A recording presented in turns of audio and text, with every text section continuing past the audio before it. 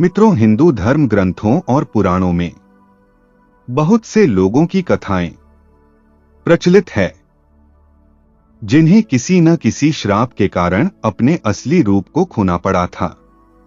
ऐसा ही एक रामायण का एक पात्र काकभुशुंडी जी हैं, जो एक ऋषि के द्वारा दिए गए श्राप के कारण कौआ बन गए थे। मित्रों, काकभुशुंडी जी के बारे में रामचरितमानस के उत्तरकांड में लिखा है कि काकभुशुंडी जी परमज्ञानी राम भक्त थे, लेकिन एक ऋषि के श्राप के कारण उनको अपना पूरा जीवन एक कौआ बनकर बिताना पड़ा था। मित्रों, पौराणिक कथाओं के अनुसार श्री राम की कथा भगवान शिव ने माता पार्वती को सुनाई थी। उस कथा को एक कौवे ने भी सुन लिया था। उसी कौवे का पुनर्जन्म काकभुशुंडी के रूप में हुआ था। काकभुशुंडी जी को पिछले जन्म में भगवान शिव के मुख से सुनी हुई राम कथा पूरी तरह से याद थी, इसलिए उन्होंने यह कथा अन्य लोगों को भी सुनाई। भगवान शिव के द्वारा सुनाई गई कथा अध्यात्म रामायण के नाम से जानी जाती है। मित्रों, शास्त्रों में काकभुशुंडी जी को परमज्ञानी और राम भक्त बताया गया है। रामचरितमानस के अनुसार प्रभु श्री राम और रावण के युद्ध में जब रावण पुत्र मेघनाद ने श्री राम और लक्ष्मण जी को नागपाश से बांध दिया था, तब नारद मुनि के कहने पर गरुड़ जी ने श्री राम को नागपाश के बंधन से मुक्ति दिलाई थी। श्री राम जी के इस तरह नागपाश में बंध जाने से गरुड़ जी को उनके अवतारी होने पर संदेह हो गया था। तब उनका संदेह दूर करने के लिए नारद जी ने उनको ब्रह्मा जी के पास भेजा। ब्रह्मा जी ने उनको महादेव जी के पास भेज दिया। महादेव जी ने गरुड़ जी के संदेह को दूर करने के लिए उनको काकभुशुंडी जी के पास भेज दिया।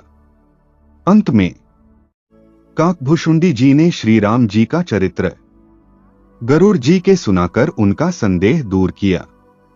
मित्रों, गरुड़ जी का संदेह दूर करने के बाद काकभुशुंडी जी ने उन्हें अपने कौआ बनने की कथा सुनाई थी, जिसके अनुसार काकभुशुंडी जी का प्रथम जन्म अयोध्यापुरी में एक शूद्र के घर में हुआ था। उस जन्म में वह भगवान शिव के भक्त थे, लेकिन अहंकार के वशीभूत होकर उन्होंने अन्य देवताओं की निंदा करते थे। एक बार अयोध्या में अकाल पड़ जाने पर वह उज्जैन चले गए। उन्होंने एक दयालु ब्राह्मण की सेवा की और उन्हीं के साथ रहने लगे। वह ब्राह्मण भी शिवभक्त थे, लेकिन अन्य देवताओं की निंदा नहीं करते थे। एक बार काकभुशुंडी जी से परेशान होकर गुरु ने उन्हें राम भक्ति का उपदेश देना शुरू किया।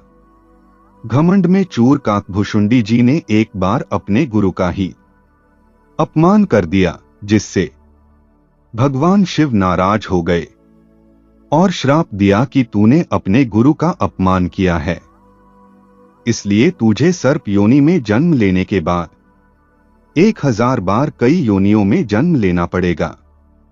लेकिन ब्राह्मण ने भगवान शिव से काकभुशुंडी को क्षमा करने का निवेदन किया, लेकिन भगवान शिव ने कहा कि तब तक इसे अपने पापों का प्रायश्चित करना होगा। समय के साथ उनमें श्री राम जी के प्रति भक्ति उत्पन्न हो गई और अंत में उन्होंने ब्राह्मण का शरीर प्राप्त किया। वह ज्ञान प्राप्ति के लिए लोमश ऋषि के पास गए। जब लोमश ऋषि उन्हें ज्ञान देते थे तो वह उनसे अनेक प्रकार के तर्क वितर्क करते थे।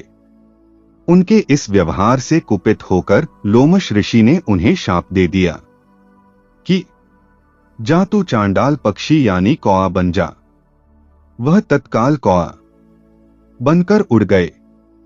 श्राप देने के बाद ऋषि को पश्चाताप हुआ और उन्होंने उस कौए को वापस बुलाकर राम मंत्र दिया और साथ में इच्छा मृत्यु का वरदान भी दिया।